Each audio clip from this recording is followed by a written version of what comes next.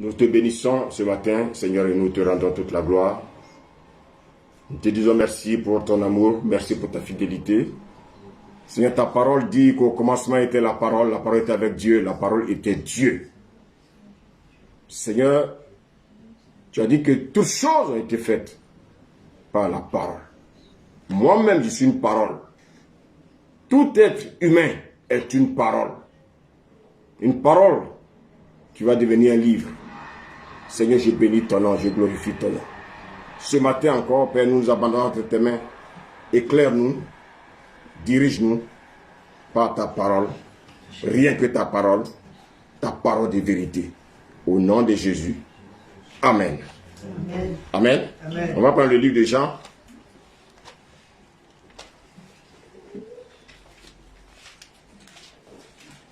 Jean 5.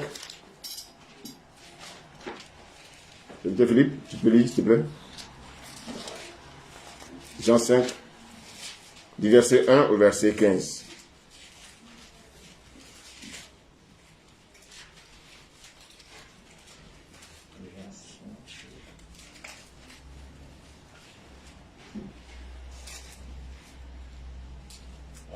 Amen.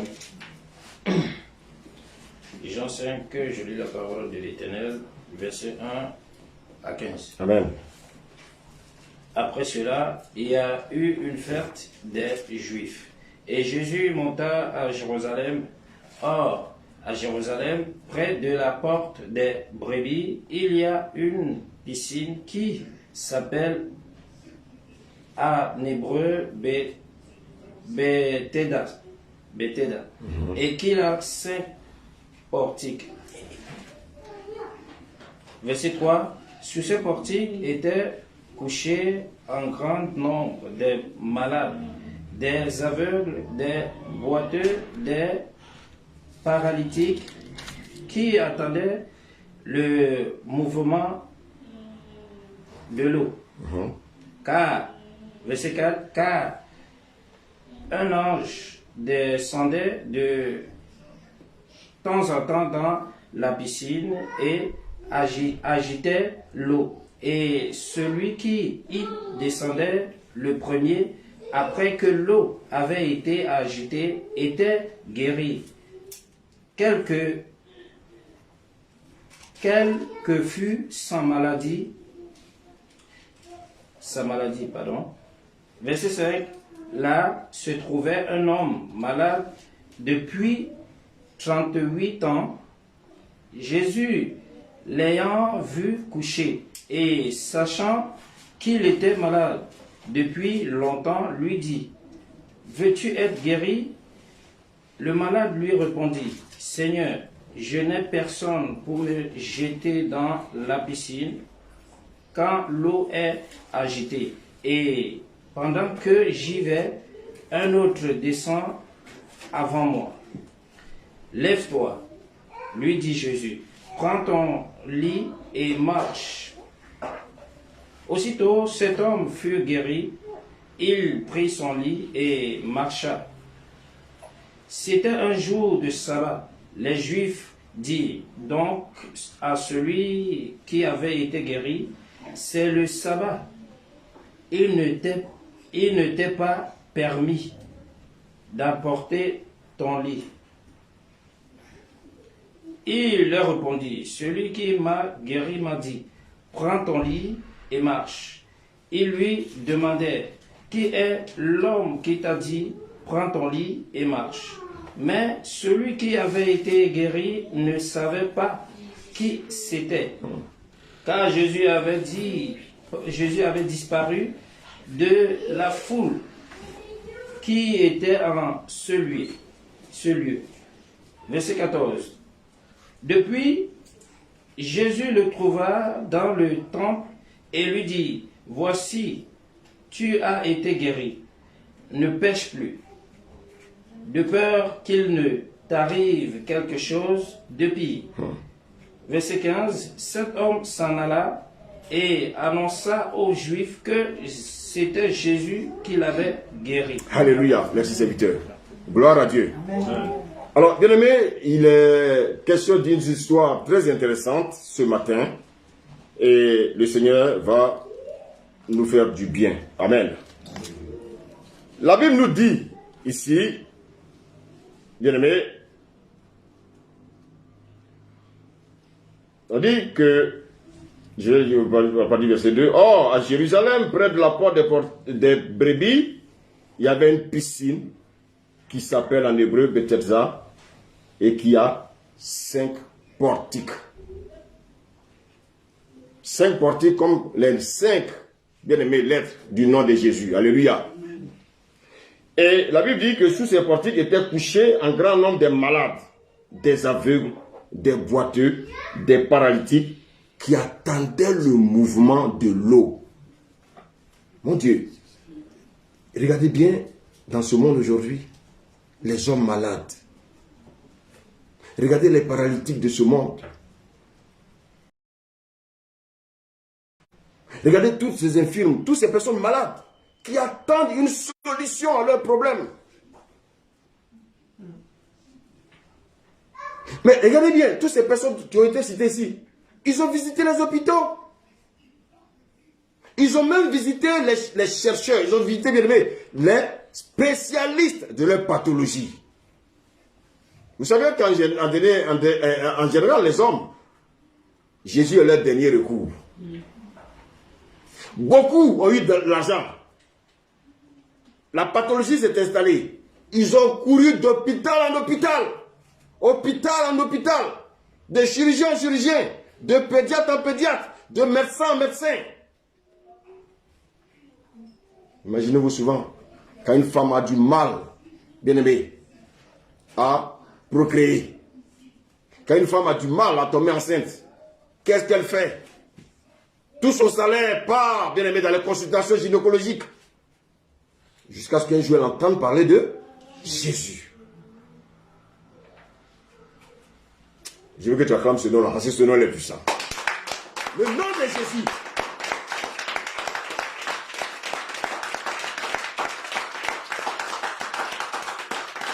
Alléluia. Et bien aimé, pendant que je prêche, il y a des gens qui courent encore dans les hôpitaux. Pendant que je prêche, il y a des personnes bien-aimées qui cherchent une solution à leur maladie. Pendant que je prêche, il y a des personnes qui sont encore ignorantes de Jésus. Tu vas demander à des personnes, ils vont te dire le nom de tous les spécialistes de la France. Mais ils ont vu tous les spécialistes. Non seulement ils ont dépensé leur argent, mais aucune guérison. Si tu m'entends, là où tu es, je vais simplement te dire que le spécialiste s'appelle Jésus. C'est lui qui apporte la guérison, bien aimé, à toutes nos situations de maladie. La Bible nous parle ici, bien aimé. Oh, cette histoire. La Bible dit qu'il y avait des paralytiques, des personnes opprimées dans toutes sortes de maladies.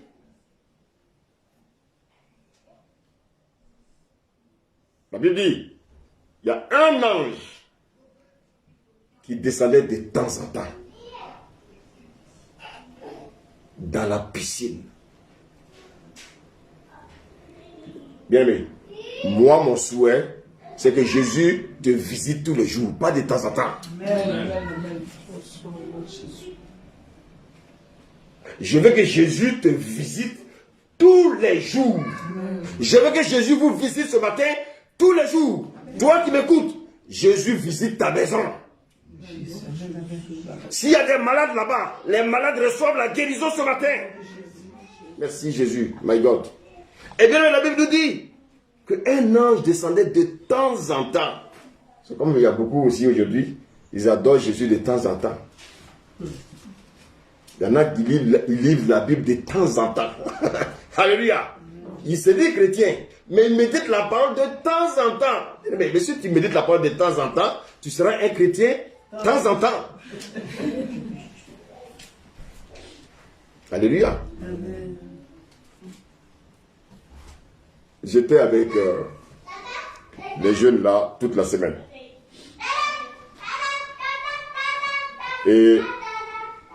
ces jeunes-là, la personne qui devait les accompagner, je ne sais pas s'il a simulé une maladie, mais s'il a fait quoi. Vous avez les jeunes, comment ils sont terribles. Donc, on m'a dit de l'accompagner. Il devait aller en Vendée. Mais, les enfants sont montés dans la voiture là. Mais ils ont ces genres de musique. J'ai failli qu'ils allaient devenir un païen. Mais, je vous dis, les gens de musique qu'ils écoutent, mais tu entends bouka, bouka, bouka. Mais des trucs, et puis tu vois des choses pudiques, enfin impudiques. C'est ça, hardcore.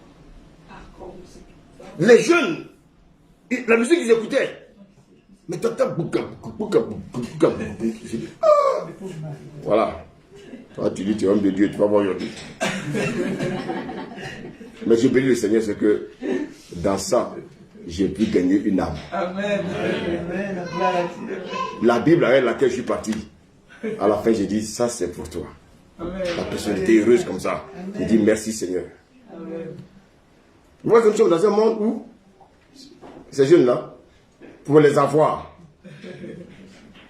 il faut être patient.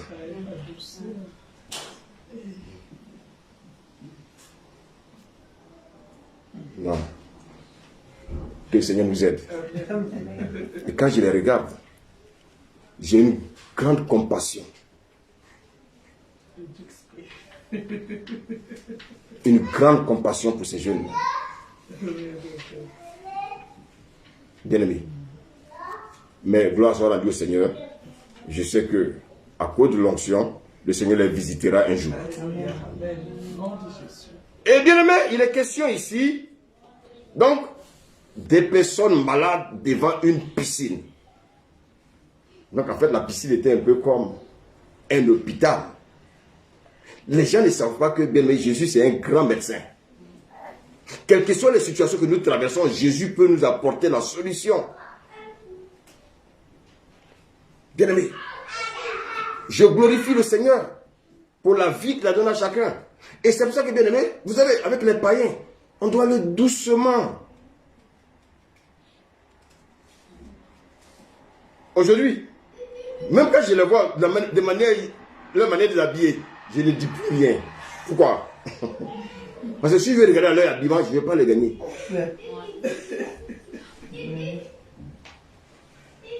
Il y a une fois qui est venue me voir, elle avait mis rouge à lèvres.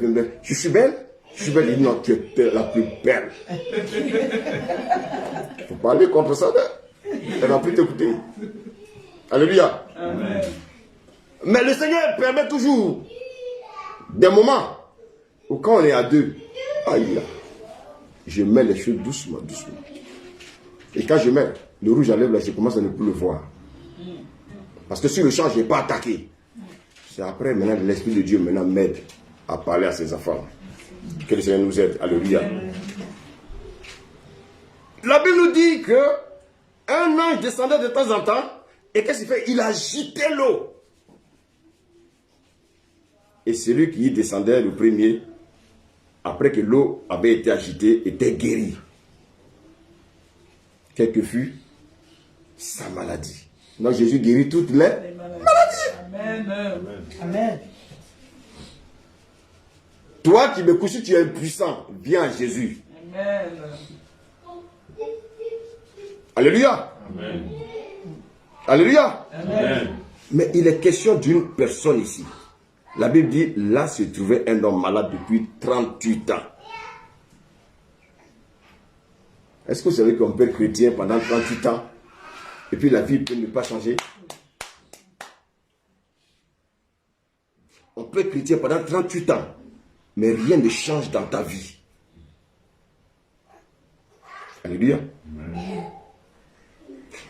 Et regardez bien, Jésus ayant vu coucher et sachant qu'il était malade depuis longtemps, lui dit, veux-tu être guéri? Ah, Jésus aussi.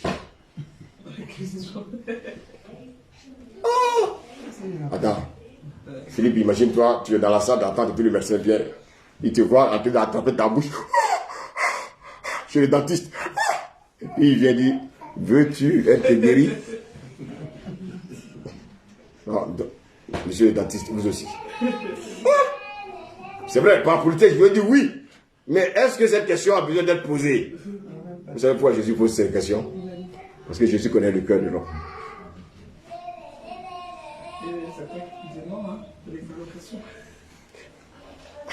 Il y a des gens ici, on ne peut pas prier pour eux à cause des allocations. Le gars, il a une allocation à cause de son handicap. Tu vas prier pour lui, s'il n'est plus handicapé, il n'aura plus allocation un truc handicapé. Il va dire, mais si j'ai guéri, donc je ne vais plus avoir ça. Donc il faut lui demander d'abord avant de prier pour lui. Ah, bien, mais on est dans un monde difficile. Alléluia. Et Jésus lui pose la question, veux-tu être guéri? Parce que Jésus connaît nos cœurs. Bien aimé, c'est vrai. Souvent on se dit des choses, mais qu'est-ce qui reste dans notre cœur? Qu'est-ce qui reste dans notre cœur? Le malade lui répondit, Seigneur, je n'ai personne pour me jeter dans la piscine quand l'eau est agitée. Je vous pose la question, est-ce que c'est la question que Jésus lui a posée? Non. On ne répond jamais aux questions. Il y a des personnes, bien aimé, tu leur poses une question, il faut te raconter la vie, tout ce qui se passe dans leur maison. Non. Le Seigneur a posé ce que veux-tu guérir? Oui, Seigneur, je veux guérir. Oui, non, depuis je suis là, ici là, je n'ai pas de connaissance. Ici là, les gens sont recrutés par connaissance. C'est ce que je Seigneur t'a posé comme question. Veux-tu travailler? Est-ce que tu veux travailler dans ce lieu? Oui. Ah non, depuis que je suis là, ça fait 38 ans, je viens auprès des personnes et moi on me laisse. Il n'a pas compris que Jésus m'avait dit. Alléluia. Bien-aimé, c'est ça, ça nous arrive ça. Le problème du chrétien, ce n'est pas autre chose, c'est le doute. Maintenant, la Bible nous dit quoi? Qu'il y avait des paralytiques, il y avait des boiteux, il y a des personnes malades. Bien-aimé, lui, il était paralytique. Mais comment se fait-il que les boiteux tombent dans l'eau? Les autres malades tombent dans l'eau. Et toi, depuis 38 ans, tu n'arrives pas à tomber dans l'eau.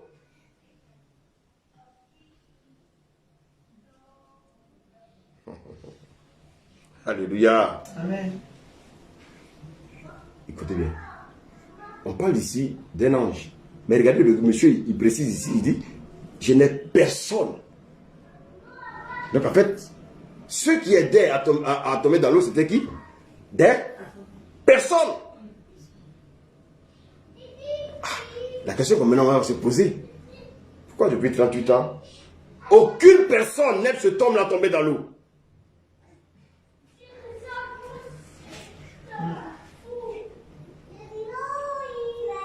Voilà mon message.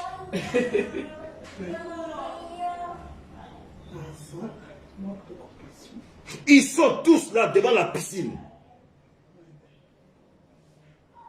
De temps en temps, il y a une personne qui vient les mettre dans l'eau. Il n'est pas le seul. Il y a des paralytiques, il y a des boiteurs, il y a bien-aimés, il y a toutes sortes de malades. Et là, il nous dit ici que de temps en temps, un ange vient remuer l'eau. Mais l'ange c'est qui? C'est pas une colombe. C'est une personne qui vient agiter l'eau.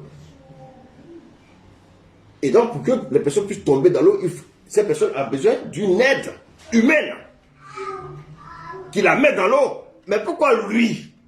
Depuis 38 ans, les gens passent à côté de lui.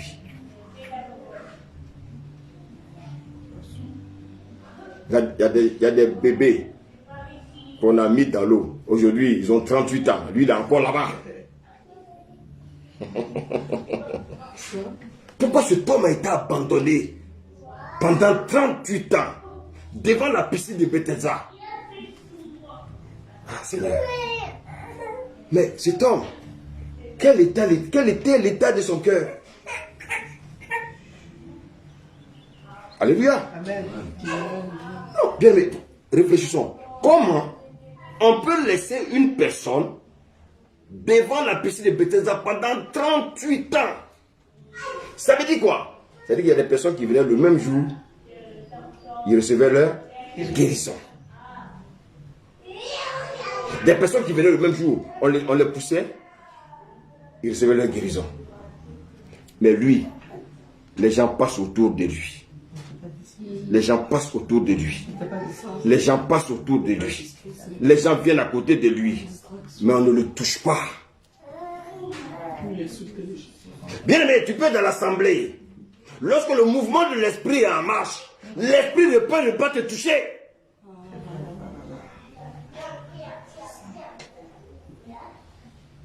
Pendant que l'esprit est en mouvement, bien aimé, quelle est la disposition de ton cœur? Tout à l'heure, nous avons dit qu'il faut que le cœur soit affermi. Mais pendant qu'on est en train de prêcher, ton cœur est ailleurs. Comment tu veux que le Seigneur te transforme? Comment tu veux que le Seigneur te touche?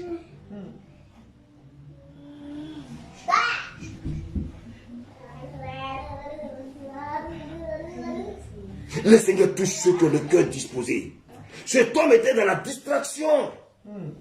Pendant 38 ans, tu es chrétien, mais tu es un chrétien distrait.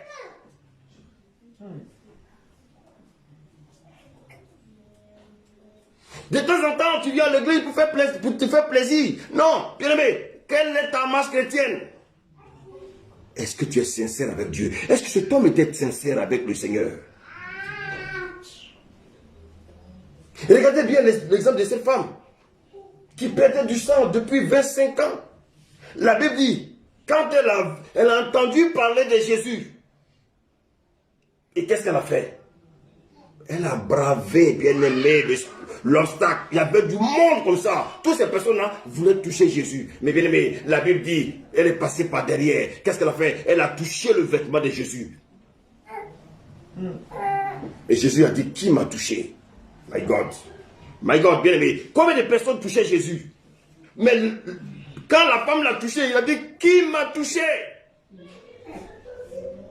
Bien aimé, je vais te dire ce matin qu'il y a des manières de toucher Jésus. Amen.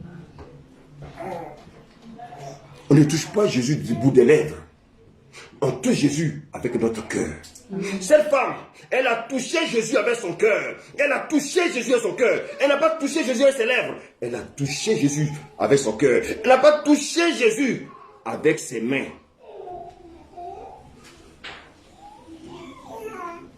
On va lire Proverbe 21, verset 10, s'il vous plaît.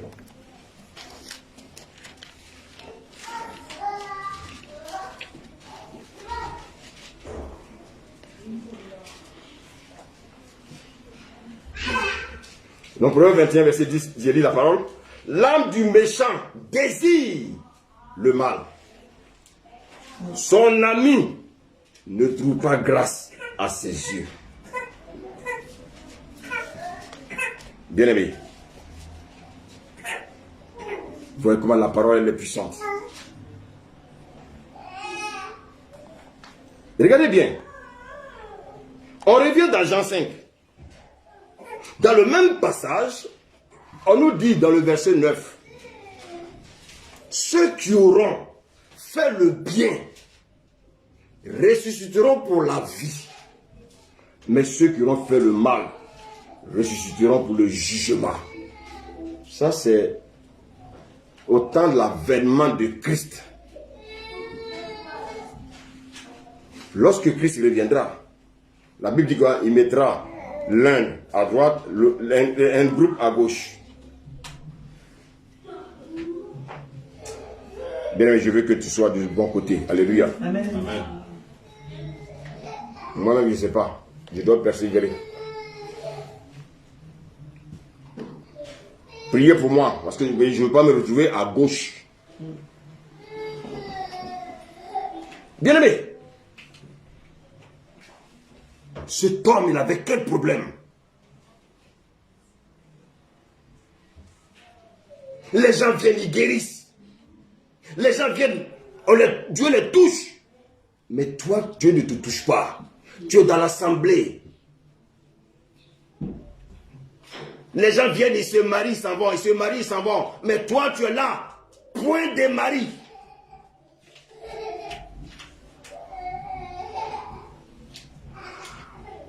Bien-aimé. Les gens viennent, bien-aimé, ils ont leur bénédiction. Toi, depuis des années, tu es là. Au lieu de chercher, bien-aimé, la face de Dieu, tu es dans les choses, bien-aimé, qui n'arrangent pas Dieu. Au lieu d'aller à l'essentiel, bien-aimé, tu t'intéresses aux choses extérieures. Au lieu de t'intéresser aux choses intérieures de Dieu. On va prendre le livre de Marc, s'il vous plaît. Marc 2. C'est Philippe, s'il vous plaît. Marc 2, à partir du premier verset.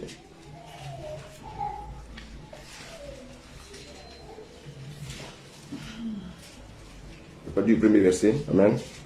Merci.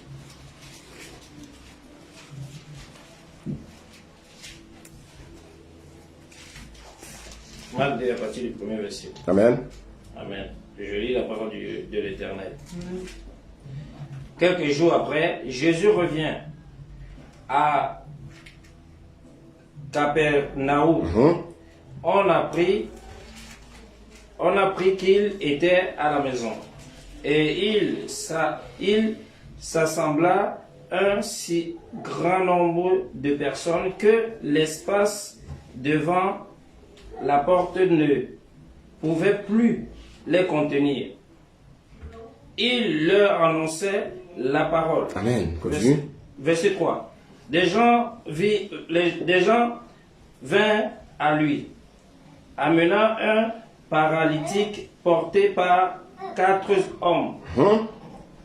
Comme ils ne pouvaient l'aborder à cause de la foule, ils découvrirent le toit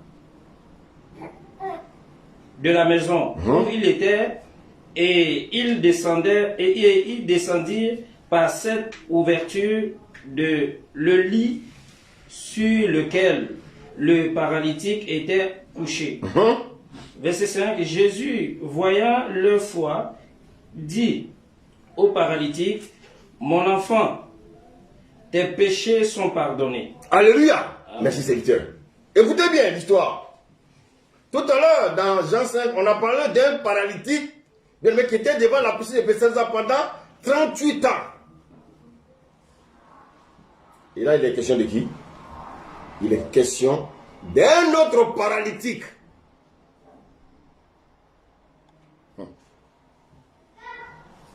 Qui souffrait énormément. Il a entendu parler de Jésus. Mais regardez, il ne pouvait pas se lever. La Bible nous dit 4 personnes ont été informées de sa situation. Et les 4, bien-aimés, qu'est-ce qu'ils vont faire? Les 4 vont le porter. Les 4 vont le porter pour aller, bien-aimés, au lieu où Jésus prêchait la parole. Vous savez, c'est la parole qui guérit. Alléluia. Amen. Mais regardez bien, quand ils sont arrivés, ils vont rencontrer des obstacles. Il y avait du monde. Jésus était à l'intérieur de la maison. Et il y avait du monde autour de cette maison. Chacun cherchait une solution auprès de Jésus. Bien-aimé, la manière dont tu cherches Jésus, c'est la même manière, bien-aimé, que tu auras la solution à ton problème. Si tu cherches Jésus de tout ton cœur, bien-aimé, tu trouveras la solution de tout ton cœur. La Bible nous dit ici, bien-aimé, les 4 personnes, écoutez, lorsqu'ils sont arrivés, qu'ils ont vu l'obstacle, ils ont vu qu'il y avait du monde. Bien-aimé, bien-aimé, je vous pose la question. Ils ont abandonné le monsieur devant là. Qu'est-ce qu'ils ont fait? Ils sont passés par où? Par le toit. Bien-aimé, est-ce que vous suivez avec moi? Amen. Ils vont passer par le toit de la maison. Mais ils auraient pu être découragés pour dire: ah non, mais on est allé, il y a trop de personnes. C'est comme aujourd'hui, il y a des personnes, quand tu vois à l'hôpital qu'il y a trop d'hommes, ils disent: ah non, je reviens demain. Tu n'es pas bien malade.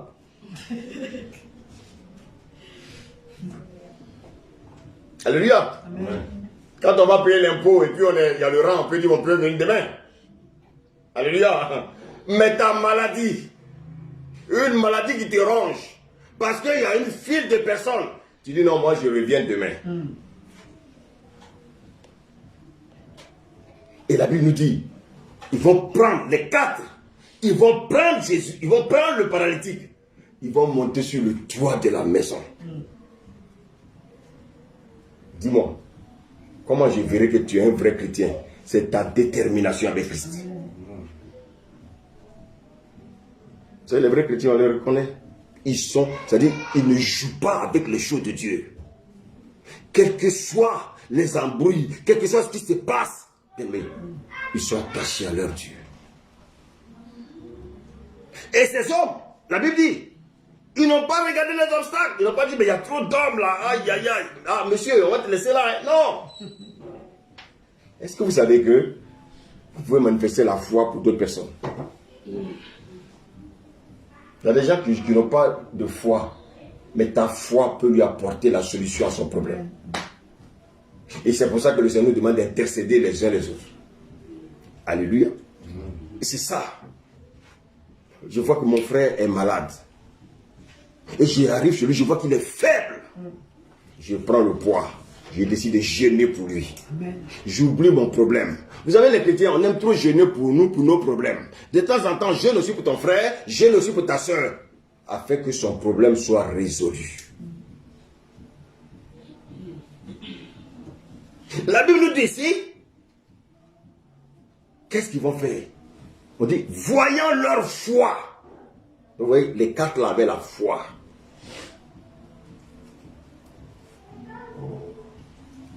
Un frère dans l'assemblée a un problème. Je n'ai même pas besoin d'expliquer à quiconque. Je prends son poids. Je prends son problème. Je jeûne, je prie pour lui dans le secret. Je prie pour lui dans le secret. Quand Dieu me révèle des choses, je ne lui dis même pas à lui. Je prie pour lui. Et le jour, je verrai que Dieu va opérer dans sa vie. Alléluia. J'aurai une joie. Amen. Je peux même pas lui dire que j'ai intercédé pour toi.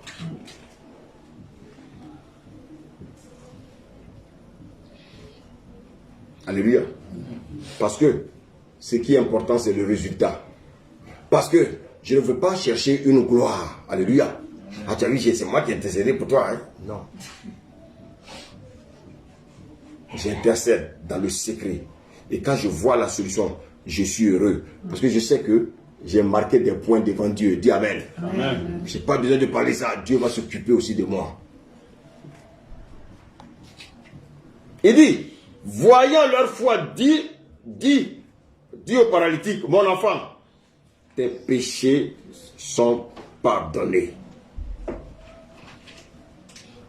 Et comme il ne pouvait l'aborder à cause de la foule, il découvrit le toit de la maison où ils étaient. Bien aimé, quel que soit ton problème, quel que soit l'obstacle, tu vas trouver un chemin.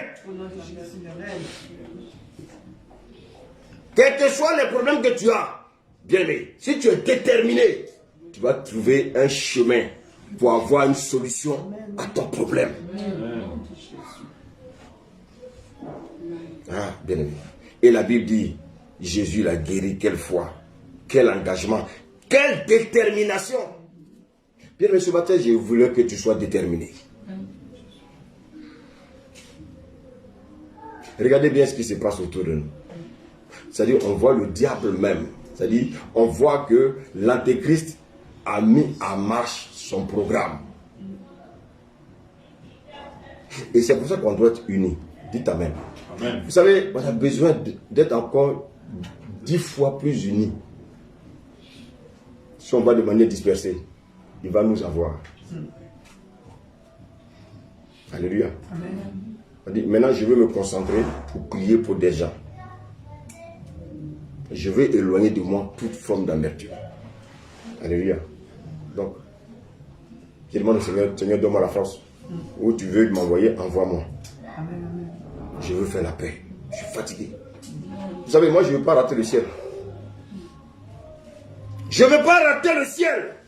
Et moi, je te dis aussi, ne rate pas le ciel. Amen. Si le Seigneur t'interpelle, bien aimé, expose-toi, ouvre ton cœur et puis laisse Dieu te libérer. Regardez ce monde. Même quand les gens manifestent, on ne montre pas. C'est-à-dire que le diable est dans son programme.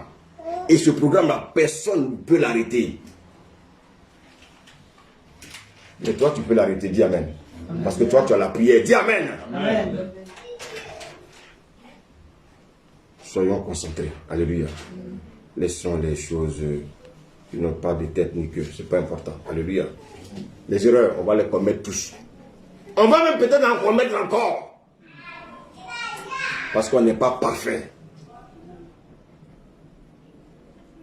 La Bible nous dit, voici des personnes. Écoutez-moi bien, ils auraient pu laisser le paralytique dans sa souffrance, ils s'en foutent. C'est ce qu'on est maintenant dans un monde individualiste. Les gens pensent à eux. Dis-moi, ces 4 personnes, ils n'avaient pas autre chose à faire. Mais quelqu'un va dire, mais il va perdre mon temps, moi j'ai autre chose à faire que d'aller chercher sa guérison. Vous voyez combien de fois il faut que nous ayons l'intelligence renouvelée. Lorsque nous avons l'intelligence renouvelée, bien aimé, ce qui nous importe, c'est le bonheur des autres. Lorsque nous avons l'intelligence renouvelée, ce qui est important, c'est de faire la paix autour de nous. Faisons la paix. Dites Amen. Amen. Que le Seigneur nous aide.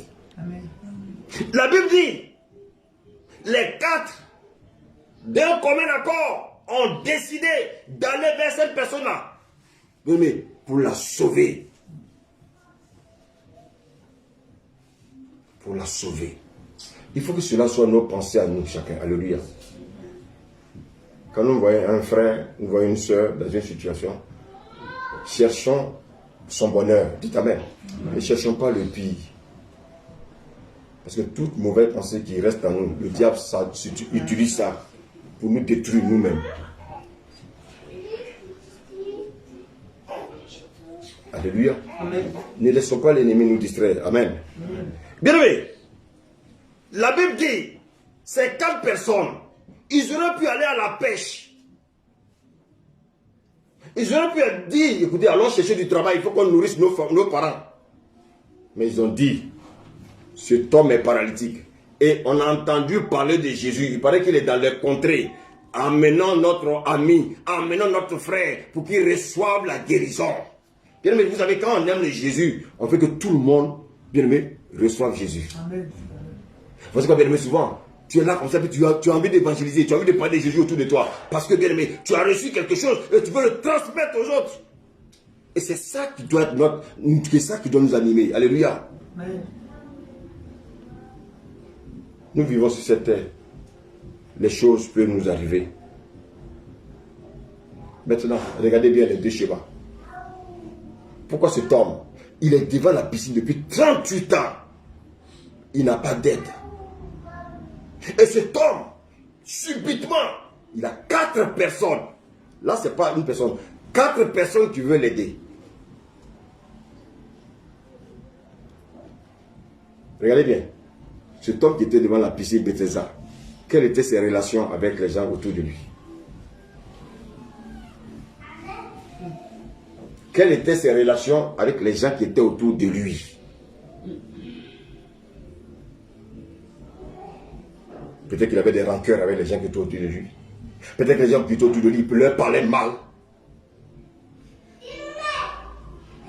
Les gens qui étaient autour de lui, ils étaient peut-être aigris avec ces personnes. Parce que pendant 38 ans, les gens viennent, ils guérissent, toi tu es là. Les nouveaux malades viennent, ils viennent te trouver là. Quel cœur cet homme avait? Est-ce que cet homme était fidèle dans ses relations? Est-ce que cet homme était sincère dans ses relations?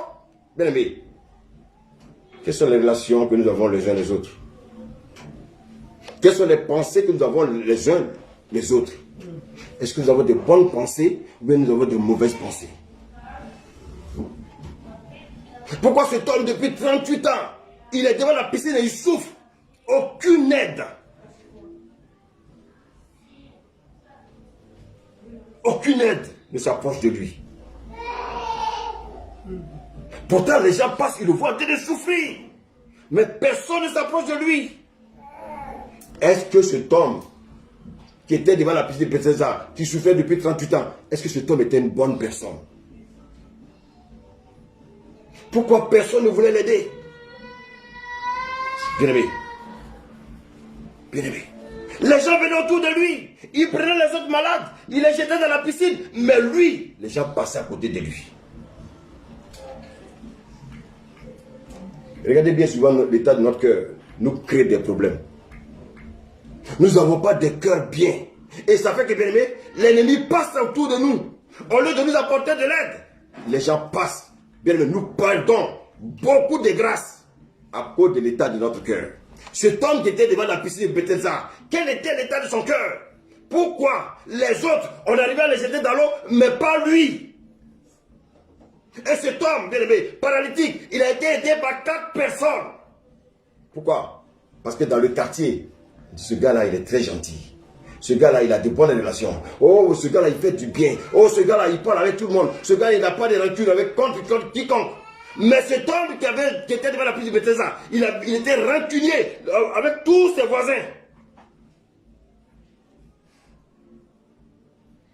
Bien-aimé, quel est l'état de nos cœurs avec nos voisins? Quel est l'état de nos cœurs dans notre propre maison? Comment nous voyons nos maris? Comment nous voyons nos femmes?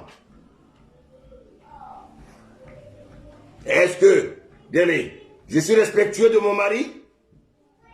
Est-ce que je respecte ma femme?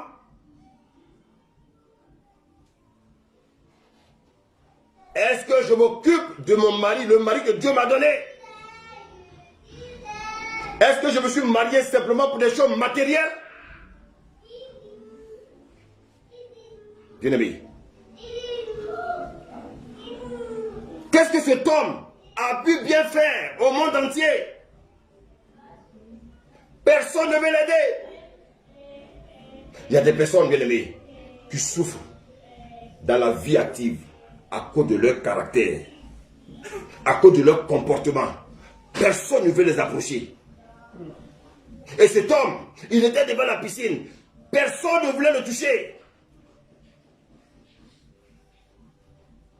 Mais regardez, l'autre paralytique, 4 personnes sont prêtes même à mourir pour lui. 4 personnes sont allées, bien aimés, ils ont percé le toit de la maison. Bien aimé, pour que Jésus touche le paralytique. L'autre paralytique depuis 38 ans, my God. Bien aimé, j'ai dit, il y a des bébés qui sont venus là, qui ont été guéris, qui ont eu 38 ans, pendant que cet homme n'était pas encore guéri. Ça veut dire quoi? Quelqu'un peut venir dans l'assemblée, nouveau chrétien. Après 5 ans, il devient bien aimé, un chrétien mûr. Alors que toi, tu es encore un bébé spirituel. La faute, c'est à qui? C'est à toi. Il y en a qui viennent à l'église, tu ne veux pas mûrir. Ils ne veulent pas grandir. Non, il y en a qui viennent quand ils ont compris ce que le Seigneur veut de nous. Ce qui est important, c'est de rechercher la volonté de Dieu. Mais nous, on vient, on cherche notre volonté. Ça ne marche pas. Et notre vie chrétienne va tourner en rond. Elle va tourner en rond. Elle va tourner en rond. Pendant qu'il y en a qui viennent le même jour, bien, mais pendant le mois, la vie est transformée. Cet homme, qu'est-ce qu'il a fait au monde entier? Qu'est-ce qu'il a fait? Et puis il a des problèmes autour de lui. Personne ne veut l'aider. Moi le premier, il faut que je sache si autour de moi il y a la paix.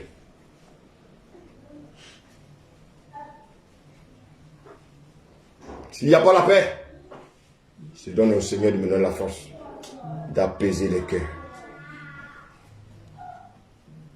Parce que je ne veux pas un jour me retrouver en pleine voiture, couché quelque part, et les gens passeront autour de moi.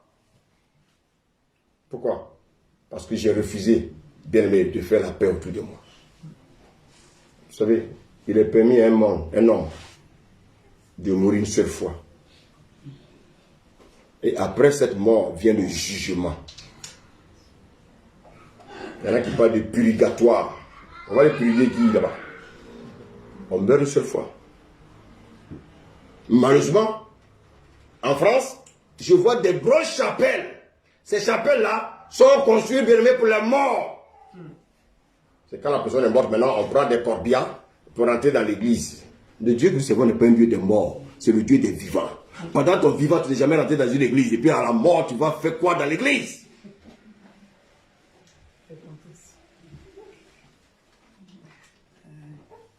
Alléluia. Bien-aimés, quelles sont les relations que nous avons avec les hommes qui sont autour de nous? Quels sont nos comportements avec nos voisins de quartier? Ah non, moi mon voisin ne me salue pas, hein. Moi aussi je ne le salue pas. Ça veut dire que vous avez le même esprit. Il ne te salue pas, salue-le. Je me rappelle à tout, on avait une voisine quand je la salue, le papa, elle parle à son chien. Et chaque fois quand je la vois, je la salue. Quand je la salue, elle parle à son chien. Et un jour, je monte dans l'ascenseur, son pied est calé. Je l'ai aidé à descendre. Depuis ce jour, la personne me dit bonjour. Alléluia! C'est une question de patience. Si je veux aller dans son jeu, l'ascenseur va la coincer, il va mourir pour rien. Ça ne sert à rien. Oh, je ne veux pas que quelqu'un meure devant moi. Persévère avec ton voisin. Ton voisin qui joue les durs, persévère avec lui. Dis-lui bonjour seulement. Un jour, Dieu va créer une situation. Alléluia. Prenons l'exemple du prophète Élie. Élie a été envoyé par Dieu. Le Seigneur lui a dit, bien-aimé, Dieu va créer une famine en Israël à cause du comportement du roi. Le roi était devenu un roi idolâtre.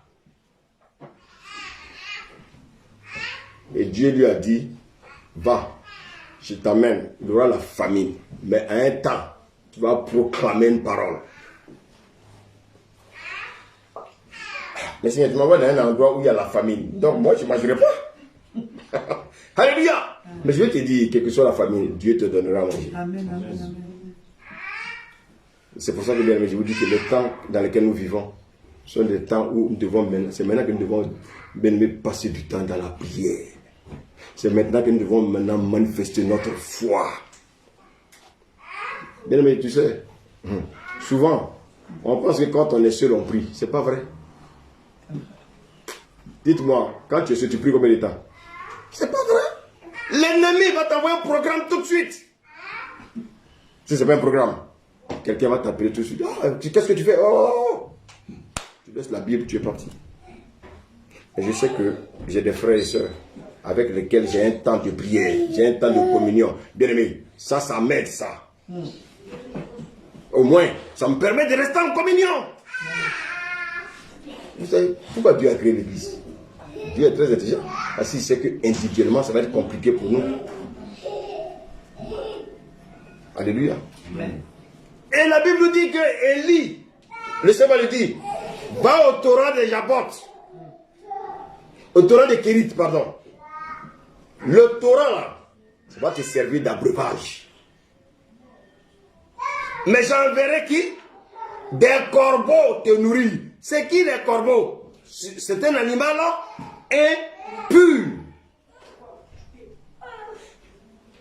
Écoutez, quelle que soit la situation, Dieu enverra des personnes vous nourrir. Amen. Mais il faut que vous soyez dans sa présence. Il faut que vous soyez bien aimé dans sa volonté. Amen. Dieu va demander, écoutez, à Élie de boire l'eau du torrent. Nous, on veut boire quelle eau? L'eau des montagnes, n'est-ce pas? Sagoura, c'est ça? Quelle est l'eau des Français là? Cristalline. Evian. S'il n'y a pas Evian, c'est pas l'eau. Mais si tu te retrouves quelque part qu'il n'y a pas l'eau, tu fais comment?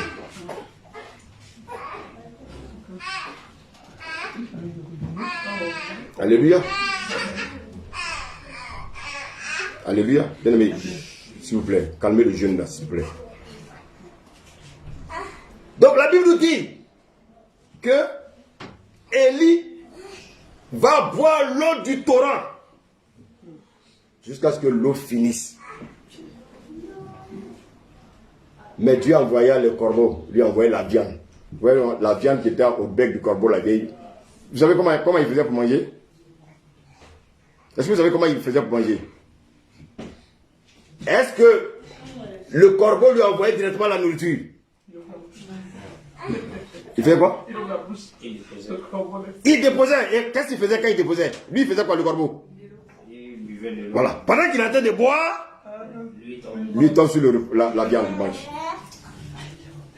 Est-ce que vous comprenez un peu la parole? Amen. Amen. Donc, écoutez, il y a des moments où le Seigneur, bien aimé, va nous permettre des situations difficiles pour voir si nous avons la foi. Nous sommes dans ces moments. Et la Bible nous dit, quand il n'y avait plus d'eau, le Seigneur va dire à Élie, je t'envoie chez la veuve de Sarepta. Écoutez, Dieu aussi. À Sarepta, il y a des riches. Dieu n'envoie pas son serviteur chez des riches. Il l'envoie chez une femme pauvre, une femme qui est veuve.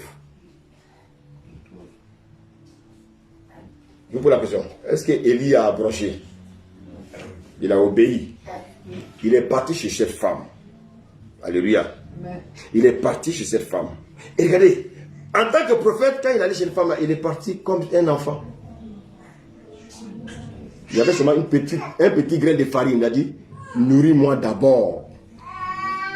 La femme a dit, mais je n'ai que ça pour nourrir mon enfant et puis après ça on meurt. Et lui dit, hey, nourris-moi d'abord. Écoutez, tu vois Dieu là, on veut le comprendre. Toi tu veux comprendre Dieu. Oh. Dieu, pendant que toi tu es en train de pleurer pour le bébé là, lui il a la solution déjà. Alléluia. Eh bien, mais qu'est-ce qui va se passer? La Bible nous dit que cette femme va nourrir Élie. La Bible dit quoi? La farine et l'huile n'a plus manqué dans sa maison. La foi.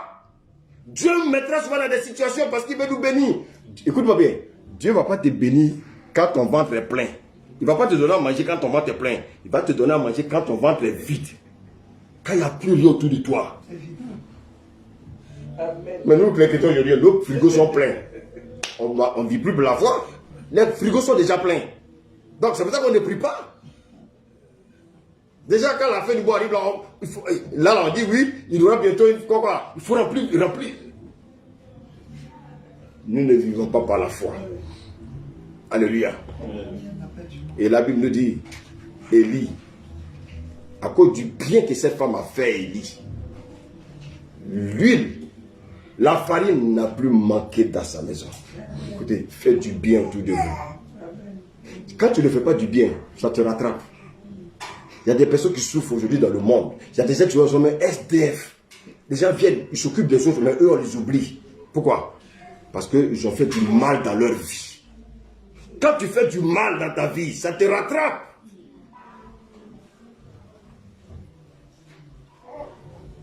Il y a des gens qui ont bercé souvent les enfants de leur soeur.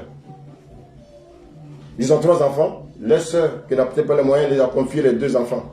Ils vont acheter des biscuits. Ils achètent 3 biscuits pour leurs enfants. Et puis les 2 là n'ont rien. J'ai vu ça dans des maisons. Ou bien, il va acheter des habits. Et il dit à l'autre qui a le même âge que son cousin, enlève tes anciens habits, donne-lui.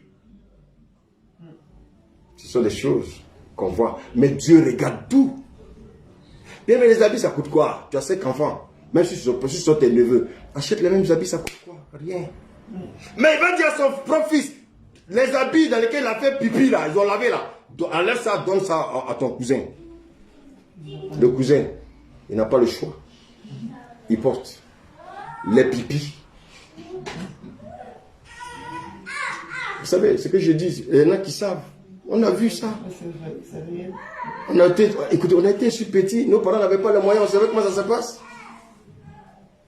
Combien de fois il y avait, bien aimé, combien de fois il y avait la méchanceté, combien de fois, bien aimé, il y avait la discrimination même dans la propre famille. On aime tel frère plus que l'autre. On aime telle soeur plus que l'autre.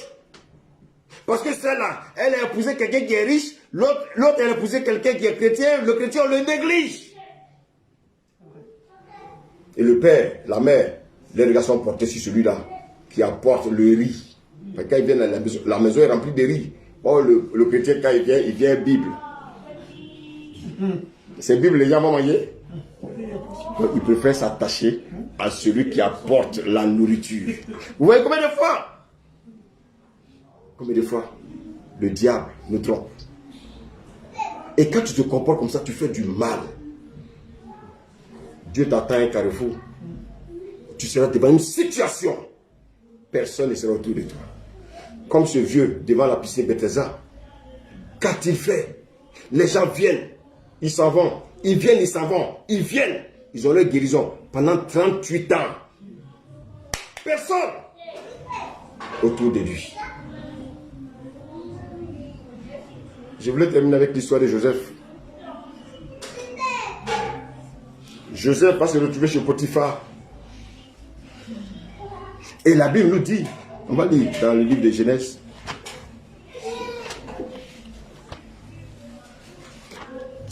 Genèse 37.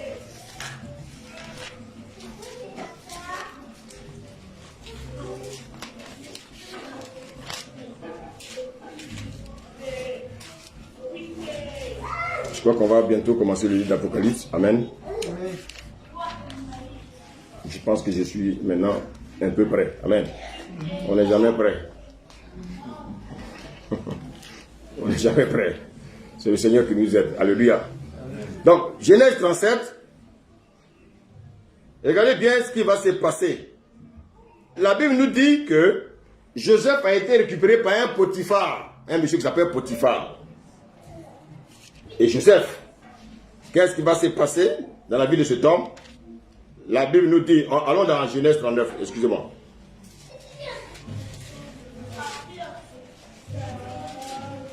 Et comme Joseph a été conduit chez Potiphar, regardez bien au verset 2 de Genèse 39, l'Éternel fut avec lui et la prospérité l'accompagna. Il habitait dans la maison de son maître l'Égyptien. Est-ce que vous savez qu'à cause de toi, chrétien, ton patron peut être béni?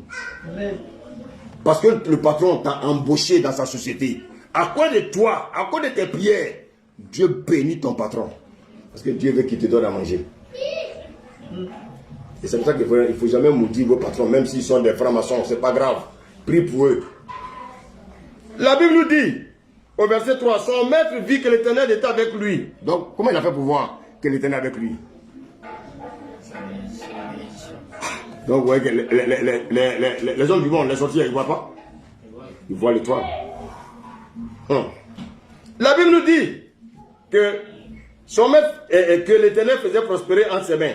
Joseph trouva grâce aux yeux de son maître, qu'il employa à son service, l'établit sur sa maison et lui confia tout ce qu'il possédait.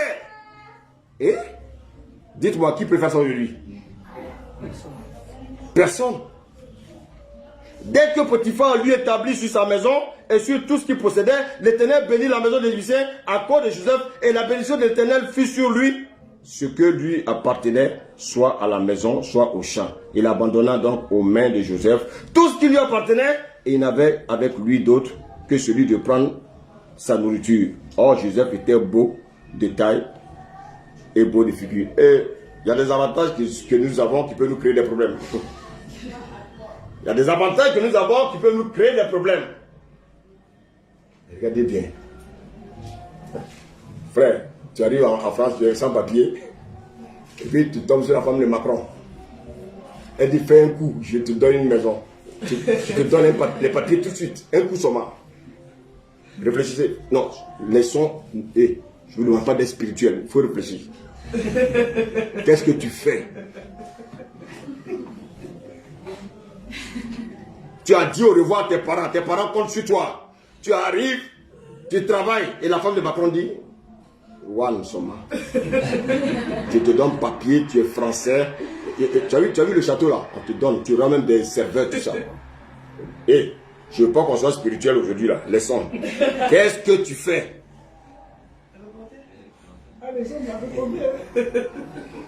Non, non, réfléchissons comme des hommes normaux.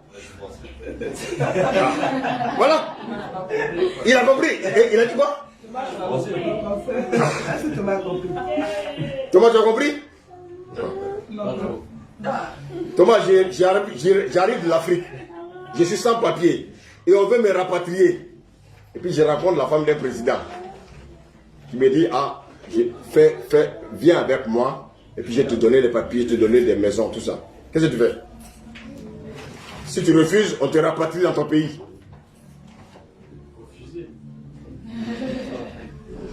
Alléluia. Amen. Donc, vous voyez bien. Est-ce que déjà elle va tenir sa promesse? Ah, Ça, c'est à toi maintenant de réfléchir pour comprendre. Alléluia. Mais regardez bien. La Bible nous dit, après ces choses, il arriva que la femme de son maître porta les yeux sur Joseph et dit, couche avec moi. Il y en a qui vont dire quoi? Non, laissez affaire du spirituel à côté. Dieu comprendra. Il y en a qui vont dire de toute façon, après je vais me repentir. Or, si tu prémédites ta repentance, ce n'est plus une repentance. Une repentance préméditée. Et la femme te montre comme ça les documents. Elle te montre le château. Elle te montre la voiture et les chauffeurs. My God. Seigneur, aide-moi. Seigneur. Le Seigneur dit non, là, il n'y a pas aide-moi. Moi, je te regarde. C'est ce qui est arrivé à Joseph. Joseph était la femme de Potiphar. Joseph, je vous pose la question. Qu'est-ce que la femme de Potiphar ne pouvait pas donner à Joseph? La femme, il suffisait seulement de dire à son mari, bon, mais tu vois, il travaille bien, est-ce qu'on peut pas, elle ne peut pas le faire?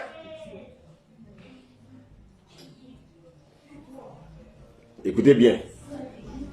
Reste ce que Joseph va dire à la femme. D'abord, il refusa. Et il dit à la femme de son maître, voici mon maître de prend avec moi connaissant de rien dans la maison. Et il a remis entre mes mains tout ce qui lui appartient. Il n'est pas plus grand que moi dans cette maison. Il ne m'a rien interdit, excepté toi.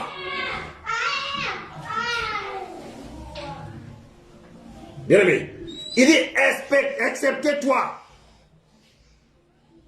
Bien aimé, d'autres personnes vont dire quoi? Ah non, la femme du président, mais moi, comment?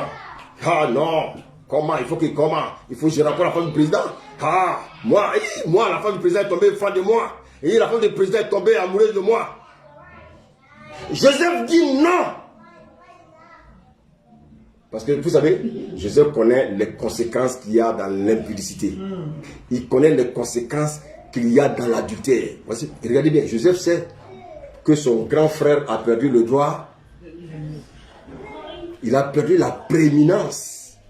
Donc Joseph ne peut pas tomber dans le même piège. Et la Bible, qu'est-ce qu'il va faire? La Bible dit quoi? Qu'est-ce qu'il va faire? Un jour qu'il est entré, donc ça veut dire il y a longtemps la femme d'était, elle tentait chaque fois. On dit un jour qu'il était entré dans la maison pour faire son ouvrage et qu'il n'avait là aucun des gens de la maison. Vous voyez comment le diable, la femme, elle avait préparé son plan. Quand une femme veut te faire tomber, frère, il n'y a plus de riz, baba. Robobobo, c'est fini.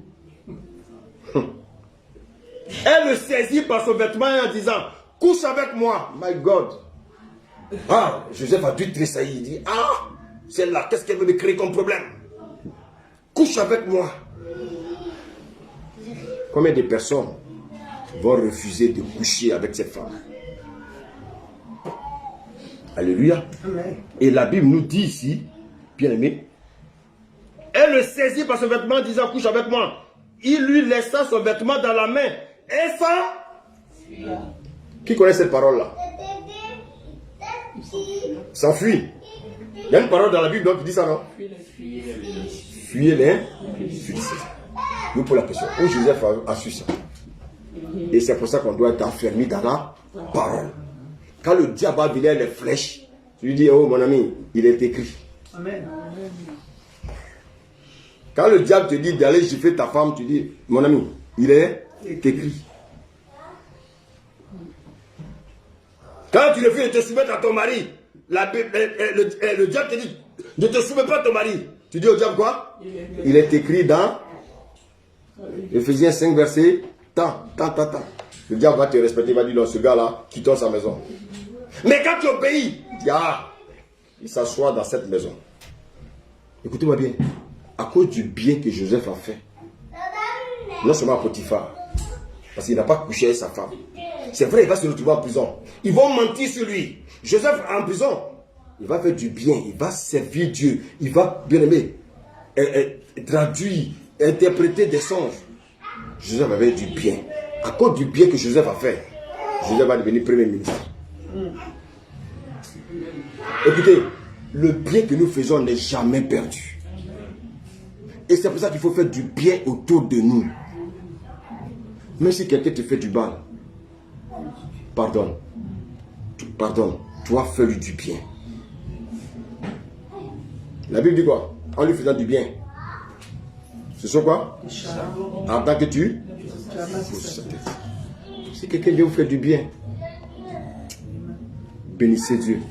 Vous aussi, faites du bien autour de vous. Cet homme qui a souffert devant la piscine, c'est quelqu'un qui ne faisait pas du bien. C'est une personne qui ne faisait pas du bien autour d'elle. Ça l'a rattrapé. Mais vous savez, notre Dieu n'est pas rancunier comme nous les hommes. Que tu sois bon, que tu sois mal, si tu as un problème, le Seigneur vient avec la solution. Voici quoi, bien-aimé. Je voulais dire aux gens ce matin, que tu sois une personne de mauvaise vie, tu sois un rancunier, un menteur, bien-aimé. Même si tu es méchant, le Seigneur dit de venir simplement avec ton cœur. Il est bien. Il est prêt à te faire du bien. Le Seigneur ne regarde pas, bien-aimé, à notre nature. Le Seigneur, tout ce qu'il veut simplement nous faire du bien. Il veut nous sauver. Mais simplement, il a besoin que nous venions à lui. Alléluia. Le Seigneur a sauvé cet homme. Que nous soyons bons, que nous soyons mauvais, le Seigneur a besoin de nous. Et c'est pour ça que Jésus va dire à cet homme, y a-t-il quelqu'un de bon? Seul Dieu est bon. Parmi nous, personne n'est bon. Aucun homme n'est bon sur cette terre. Voici pourquoi, bien aimé, nous avons tous besoin de Jésus, afin que Jésus nous sauve de tous nos péchés. Que le Seigneur vous bénisse ce matin. Amen. Amen.